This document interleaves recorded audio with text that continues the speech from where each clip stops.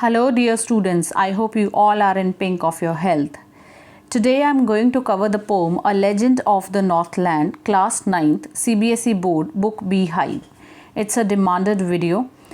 I just want to mention here that you people know that I am teaching in DAV, so I remain busy in all the working days and I can upload the videos only at the weekends. Fine, so please have that much of patience. Fine, so let's start with this poem. This poem narrates the legend of an old lady who angered Saint Peter because of her greed. कहते कि ये जो pome है या poem है, both are acceptable, poem है, ये एक एक्चुअली में एक स्टोरी है. ठीक है, एक स्टोरी है किसकी? एक ओल्ड लेडी की, एक संत महात्मा होते हैं जिनका नाम पीटर होता है. उनको गुस्सा दिला देती है, बहुत ज़्यादा गुस्सा दिला देती है. क्यों? क्योंकि वो बहुत ज़्यादा ग्रीडी होती है लेडी. ठीक है, अब उनको कैसे गुस्सा आता है और वो क्या करते हैं गुस्से में, उसके लिए हम इस पोम को रीड करेंगे. So away away in the north land where the hours of the day are few and the nights are so long in winter that they can not sleep them through. कहते कि बहुत बहुत दूर एक जगह है north land, जहाँ पे जो दिन होते हैं वो बहुत छोटे होते हैं. Hours of the day are few का मतलब दिन बहुत छोटे होते हैं और रातें बहुत लंबी होती हैं. हमें मालूम है जब विंटर सीज़न होता है तो अंधेरा बहुत जल्दी हो जाता है और सुबह थोड़ी लेट होती है. तो इसका मतलब इस चीज़ का ये मीनिंग है. इसका ये मीनिंग नहीं है कि दिन के घंटे कम हो जाते हैं या 12 से 6 हो जाते हैं या रात जो है लंबी हो जाती है. इट मीन्स अंधेरा बहुत जल्दी हो जाता है और मॉर्निंग्स लेट होती हैं, तो दिन छोटे लगते हैं हमें और नाइट जो है वो बड़ी लंबी लगती है. And they cannot sleep them through. यहाँ दे का मतलब है लोग, जो वहाँ लोग रहते हैं नॉर्थ लैंड में, वो पूरी रात सो नहीं पाते प्रॉपरली. रीज़न कि वहाँ पे ठंड बहुत ज़्यादा पड़ती है. नेक्स्ट है where they harness the swift reindeer to the sledges when it snows and the children look like bears cub in their funny furry clothes. अब नीचे आप पिक्चर में देख सकते हो, ऊपर भी एक पिक्चर दी हुई है जिसमें उन्होंने स्लेज शो किया हुआ है. कहते हैं कि जहाँ पे हार्नेस का मतलब होता है बांधना, टाई करना. रेनडियर जो है वो एनिमल होता है जो नॉर्थ पोल में पाया जाता है, जिसको वो एक गाड़ी के साथ बांध के उसको चलाते हैं स्नो के ऊपर, जो कि आप पिक्चर में देख सकते हो. उसको हम स्लेज बोलते हैं, व्हीकल. ठीक है, जो कि जिसको रेनडियर्स जो हैं उसको चलाते हैं, जिस व्हीकल को, उसको स्लेज बोलते हैं. फाइन, और ये स्नो पे चलाया जाता है. तो कहते हैं लोग जो हैं वहाँ पे जो अपने रेनडियर्स हैं उनको बांध देते हैं, किसके साथ? स्लेजेस के साथ. ठीक है, ये जो रेड कलर का ये आपको व्हीकल दिख रहा है ये स्लेज है. ये जो एनिमल हैं ये रेनडियर्स हैं, इनको टाई किया गया है, हार्नेस किया गया. और स्विफ्ट का मतलब होता है क्विकली, तो वो बड़े स्विफ्ट होते हैं, बड़े क्विकली इस स्लेज को जो है स्नो के ऊपर चलाते हैं. और जो वहाँ के कहते हैं बच्चे हैं वो ऐसा लगता है जैसे भालू के बच्चे होते हैं. ठीक है, बेयर्स कब. इसको बियर नहीं कहना, beer is not the right pronunciation of this word. It bears कब.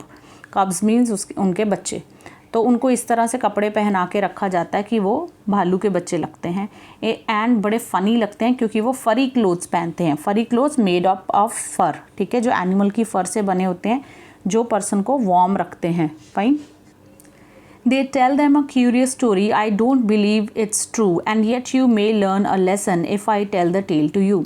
अब कहते हैं कि वहाँ के जो लोग हैं, जो पेरेंट्स हैं, वो अपने बच्चों को एक क्यूरियस स्टोरी सुनाते हैं. क्यूरियस होता है जिसको जानने के लिए हम बहुत ज़्यादा ईगर होते हैं. ठीक है, अगर किसी चीज़ को जानने की हमें बहुत ज़्यादा ईगरनेस होती है, बहुत ज़्यादा डिज़ायर होती है, तो उसको हम क्यूरियस बोल देते हैं. फाइन, तो एक क्यूरियस स्टोरी है जो अपने बच्चों को सुनाते हैं. और वो कहता है कि अब जो पोएट है वो कह रहा है कि मैं बिलीव नहीं करता कि ये स्टोरी ट्रू है, लेकिन इस स्टोरी में एक मॉरल है, एक लेसन है सीखने वाला, whether the story is true और नॉट. एंड कहता है कि मैं ये जो टेल है, टेल मीन्स स्टोरी है, वो आपको सुनाता हूँ. Once when the good Saint Peter lived in the world below and walked about it preaching just as he did, you know. कहते एक बार की बात है, एक संत महात्मा थे, उनका नाम पीटर था. वो पूरी वर्ल्ड में घूमते थे. अब पूरा वर्ल्ड में घूमने का यहाँ मतलब है कि उनका जो नॉर्थ लैंड एरिया है वहाँ पे वो जगह जगह जाते थे, पैदल जाते थे, वॉक करते थे और प्रीचिंग्स देते थे. प्रीचिंग्स होता है ज्ञान देना. ठीक है, सर्मन्स देना, लेक्चर्स देना. ठीक है, अच्छे कर्मा क्रिएट करने के लिए जैसे धर्मगुरु ज्ञान देते हैं उसको हम प्रीचिंग्स कहते हैं.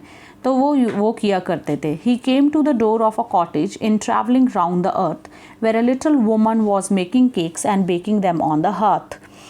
नाउ व्हाट हैपन्स इज, कहते कि अब वो ऐसे घूमते घूमते, पैदल घूमते घूमते लोगों को प्रीचिंग्स देते देते एक दिन थक गए और एक छोटे से कॉटेज यानी एक छोटे से घर के, जैसे कि आपको पिक्चर दिख रही है, छोटे से घर के दरवाजे पे आ गए ट्रैवल करते करते, जिसमें एक वुमन रहती थी। Little woman means short heighted woman जो है वो रहती थी, और वो केक्स बनाया करती थी baking on the hearth. Hearth means furnace, भट्टी, ठीक है, जो आपको पिक्चर में पीछे दिख भी रही होगी। वो भट्टी के ऊपर, भट्टी में केक बनाती थी। नहीं सॉरी, वो फायर प्लेस है जो इन्होंने पीछे दिखाई हुई है। जो भट्टी होती है जिसमें बेकिंग करते हैं, पुराने ज़माने में करते थे, आजकल तो चलो माइक्रोवेव्स हैं सबके घरों में, तो उसको हर्थ बोला गया। And being faint with fasting, for the day was almost done, he asked her from her store of cakes to give him a single one.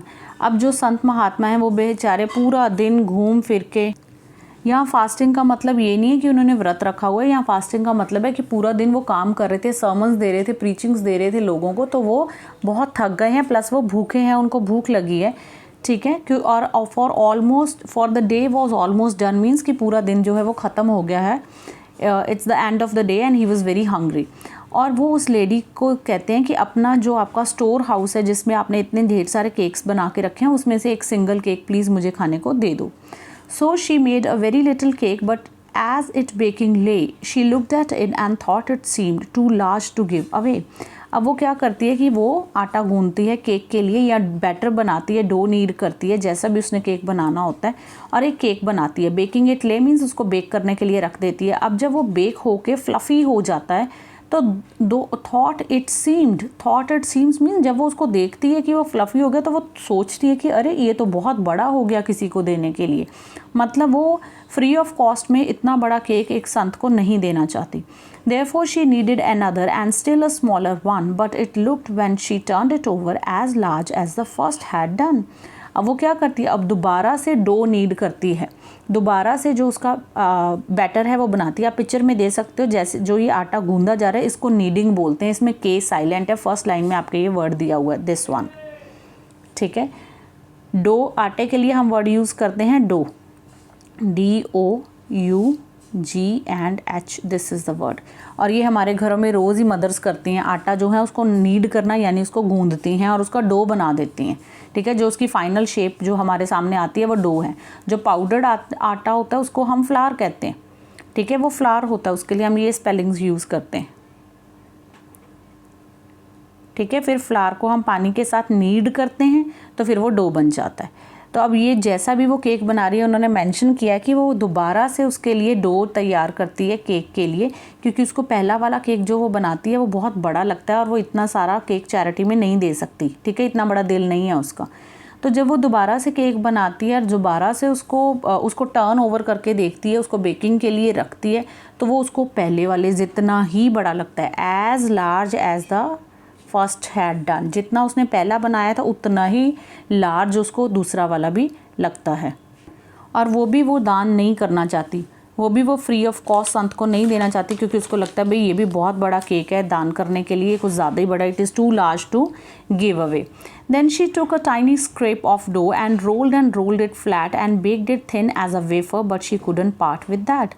अब वो क्या करती है कि बिल्कुल छोटा सा tiny scrap of dough means छोटा सा डो में से ज़रा सा पार्ट लेती है। Tiny means very small, scrap means ज़रा, very small part of dough जो उसने वो नीड करके जो डो बनाया होता है, गूंद के जो उसने केक के लिए जो भी वो आटा तैयार किया होता है केक बनाने के लिए, उसमें से बहुत छोटी सी एक लोई लेती है, छोटा सा एक, जिसको हम पेड़ा कह देते हैं, ज़रा सा लेती है और उसको बेलन के साथ उसको रोल करती है, जैसे हम चपातीस बनाते वक्त करते हैं, और रोल कर करके उसको बिल्कुल फ्लैट पतली चपाती जैसा बना देती है, जैसे कि कोई वेफर होता है। Now wafer can be anything which we eat and but it is in a form of a wafer means kind of a chips, जो कि बहुत पतला होता है। कोई भी ऐसी खाने की चीज़ जो बहुत थिन हो, बहुत पतली हो, उसको हम वेफर बोल देते हैं, और इसकी बेस्ट एग्जांपल चिप्स है, ठीक है, या आलू भुजिया जो होता है उसको भी हम वेफर्स बोलते हैं। तो वो इतना पतला केक बनाती है, but she couldn't part with that means separate होना, लेकिन वो उसको भी संत महात्मा को, संत पीटर को देना नहीं चाहती, वो उससे भी अलग नहीं होना चाहती। इट मीन्स जो लेडी है वो बिल्कुल भी जेनरस नहीं है, वो ग्रीडी है, वो ज़रा सी भी चैरिटी नहीं करना चाहती, उसका इतना दिल है ही नहीं। For she said, my cakes that seem too small when I eat of them myself are yet too large to give away, so she put them on the shelf. अब वो कहती है कि जब मैं खुद केक खाती हूँ तब तो मुझे केक बहुत छोटा लगता है। सीम मीन्स लगना, टू स्मॉल, कहती बहुत छोटा लगता है जब मैंने उसको खुद खाना होता है, लेकिन जब मैंने उसको किसी को दान करना है तब मुझे सेम केक बहुत बड़ा लगता है। इसलिए वो वापस उसको भी शेल्फ पे रख देती है, संत को कुछ नहीं देती खाने के लिए। Then good Saint Peter grew angry, for he was hungry and faint, and surely such a woman was enough to provoke a saint. अब कहते क्या होता है, अब संत महात्मा जो है उनको बहुत गुस्सा आ जाता है, ठीक है, क्योंकि वो पूरा दिन उन्होंने प्रीचिंग्स देके वो थके होते हैं, वो भूखे होते हैं एंड ऑलमोस्ट फेंट होने वाले होते हैं। फेंट इज़ अनकॉन्शियस, ठीक है, बेहोश होने वाले होते हैं थकान और भूख की वजह से। और ऐसी लेडी जो है, कहते वो तो श्योर है कि किसी को भी गुस्सा दिला देगी। और provoke a saint, provoke means to irritate और टू मेक एंग्री, तो वो संत को गुस्सा दिलाने के लिए उस लेडी का बिहेवियर काफ़ी था, ठीक है। And he said, you are far too selfish to dwell in a human form, to have both food and shelter and fire to keep you warm. अब जब संत महात्मा को बहुत गुस्सा आ जाता है तो वो कहते हैं कि तुम बहुत सेल्फिश हो, उस लेडी को कहते हैं कि तुम बहुत सेल्फिश हो, तुम्हें तो ह्यूमन फॉर्म में होना ही नहीं चाहिए, ठीक है। To dwell in human form means to develop in human form, तुम्हें तो ह्यूमन फॉर्म में होना ही नहीं चाहिए, तुम तो इंसान बनने के काबिल नहीं हो कि तुम हद से ज़्यादा सेल्फिश हो, ठीक है। और ना ही तुम्हें खाने, ना तुम फूड डिज़र्व करती हो, ना तुम शेल्टर यानी घर डिज़र्व करती हो, ना ही तुम फायर डिज़र्व करती हो अपने आप को वार्म रखने के लिए उस कोल्ड कंट्री में। Now you shall build as the birds do and shall get your scanty food by boring and boring and boring and all day in the hard dry wood. अब वो कहते हैं कि अब तुम्हारे साथ क्या होगा कि अब तुम बर्ड्स की life जियोगी। Build as the birds do, it means live a life of bird. तुम बर्ड की लाइफ जियोगी और स्कैंटी फूड पे अपनी ज़िंदगी गुजारोगी। Scanty food means very less food, very less food. And boring and boring and boring, boring का मतलब क्या है, इट मीन्स कि जो वुड पैकर होता है वो पेड़ों की जो स्टेम्स होती हैं, ट्रंक्स होती हैं, उनमें अपनी बीक से जब वो होल करता है उसको बोर वर्ड बोलते हैं उसके लिए, बोरिंग। और वो होल करके या तो उसके अंदर रहता है वो वुड पैकर बर्ड या उसमें से इंसेक्ट्स निकाल के एज फूड खाता है। तो सेंट पीटर उसको कहते हैं कि तुम ऐसी लाइफ जियोगी और सारा दिन तुम बोरिंग का वर्क करोगी, मीन्स तुम ट्रंक्स में होल कर करके अपने लिए खाना ढूंढोगी, fine. And all day in the hard dry wood, dry woods means जंगलों में, ड्राई वुड्स मीन्स जंगलों में, फॉरेस्ट में तुम सारा दिन रहोगी। Then up she went through the chimney, never speaking a word, and out of the top flew a woodpecker, for she was changed to a bird. अब कहते क्या हुआ कि जैसे ही उन्होंने ये बात बोली तो जो लेडी थी वो एक बर्ड में चेंज हो गई, शी बिकेम अ बर्ड, ठीक है। और जो उसी के फर्नेस की जो चिमनी थी उसमें से वो बिना कुछ बोले, नेवर स्पीकिंग अ वर्ड, कि अब वो आगे कुछ बोल तो सकती नहीं है क्योंकि बर्ड बन गई है, उस चिमनी में से उड़ते हुए वो बाहर आसमान में निकल जाती है और वो एक वुड पैकर बन जाती है, ठीक है, चेंज होके एक वुड पैकर बन जाती है। She had a scarlet cap on her head and that was left the same, but all the rest of her clothes were burnt black as a coal in the flame. अब कहते जब वो bird बन के निकली है तो उसके पूरे जो कपड़े हैं वो चिमनी में ब्लैक हो गए हैं, जल गए हैं, पहले तो सारे कपड़े जल गए और वो खुद बिल्कुल कोयले के जैसी काली हो गई due to the flames in the chimney, fine. और उसके सिर पे सिर्फ एक चीज़ रह गई जो उसके सिर पे पहले भी थी जब वो नॉर्मल लेडी थी, वुमन थी, ह्यूमन थी, और वो थी स्कारलेट कैप। स्कारलेट का मीन होता है रेड कलर, ठीक है, स्कारलेट रेड कलर की कैप पिक्चर में आप देख सकते हो। कहते हैं उसके हेड के ऊपर सिर्फ वो रह गई है। अब ये एक फिक्शनल पोम है, फिक्शनल स्टोरी है, यानी इमेजिनेटिव स्टोरी है, ठीक है। तो आपके मन में ये क्वेश्चन आएंगे बर्ड के सिर पे कैप कैसे रह गई, वो तो बर्ड बहुत छोटा था, कैप बहुत बड़ी थी। ये सिर्फ एक इमेजिनेटिव स्टोरी है, एक लेसन सिखाने के लिए हमें कि इंसान को इतना ग्रीडी नहीं होना चाहिए, ठीक है। And every country school boy has seen her in the wood where she lives in the trees till this very day boring and boring for food. अब कहते कि उस कंट्री के नॉर्थ लैंड के जितने स्कूल बॉय हैं, school boy का यहाँ मतलब है जितने स्कूल जाने वाले बच्चे हैं, उन्होंने उसको वुड्स में देखा है। वुड्स मीन्स फॉरेस्ट में देखा है, ठीक है। उसने स्कारलेट कैप पहनी हुई है, उस बर्ड ने उसको वुड्स में देखा है। She lives in the trees till this day, मतलब कि आज तक भी कहते वो वहीं पे है, वहीं पे रहती है जंगलों में और पेड़ों की ट्रंक्स में बोरिंग का वर्क करके अपने लिए खाना ढूंढती है, ठीक है। अब ये बात सच नहीं है, ये सिर्फ एक इमेजिनेटिव बात है हमें समझाने के लिए कि जो ग्रीड है वो इंसानों में इतनी नहीं होनी चाहिए, हमें चैरिटी करनी चाहिए, हमें बड़ा दिल रखना चाहिए, फाइन, उसके लिए ये पूरी जो पोम है in story is in a form of a poem लिखी गई है। एलिट्रेशन कह रही हूँ मैं, लिटरेरी डिवाइसेस थोड़े से देख लेते हैं। लाइन के बिगिनिंग में है away away, that is repetition, ठीक है, रिपीटिशन है उसमें। फिर लाइन पोम के सेकेंड पैराग्राफ की थर्ड लाइन है, चिल्ड्रन लुक लाइक बेयर्स कब। लुक लाइक बेयर्स कब मीन्स भालू के बच्चों की जैसे लगते हैं, तो यहाँ पे सिमिली है, फाइन। थर्ड पैराग्राफ की लास्ट लाइन है, if I tell the tale to you, इसमें T T T, tell the tale to, t t t ट की साउंड रिपीट हो रही है, तो यहाँ पे एलिट्रेशन है। लास्ट 1 2 3 4 5 6th पैराग्राफ में अगर आप देखोगे, एंड बीइंग फेंट with fasting for the day was almost done. यहाँ फॉर का मतलब है because the day was almost done means दिन ख़त्म, क्योंकि दिन ख़त्म होने वाला था तो संत बहुत थक गए थे और काफ़ी ज़्यादा वो हंग्री फील कर रहे थे।